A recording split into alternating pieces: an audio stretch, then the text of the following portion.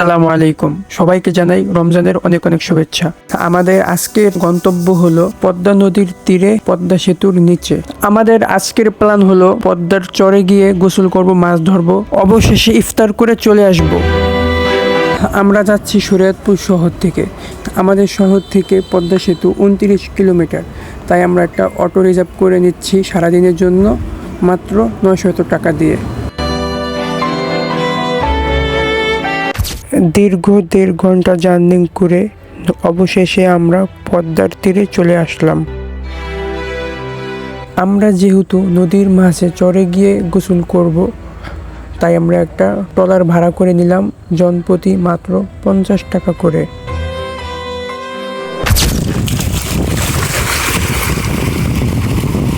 চরে আসতে না আসতেই হারিয়ে গেলাম হারিয়ে যাওয়া শৈশবের মাঝে। বন্ধুদের সাথে ট্যুর হলে তো আর কোনো কথাই নেই। হাসি, আড্ডা আর অগোছালো মুহূর্তগুলো জমে ওঠে জীবনের সেরা সময় হয়ে।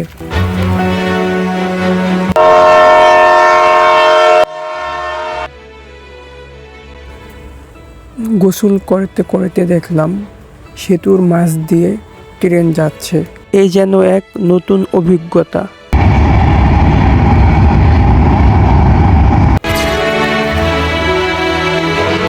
অতঃপর আমরা একটু মাছ ধরার চেষ্টা করলাম।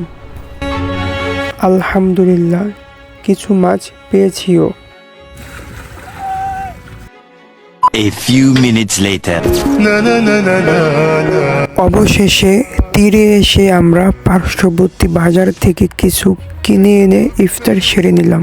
الناس لست أقلدهم إلا بما يرضيني. আসসালামু আলাইকুম, দেখা হবে পরবর্তী কোনো ভিডিওতে।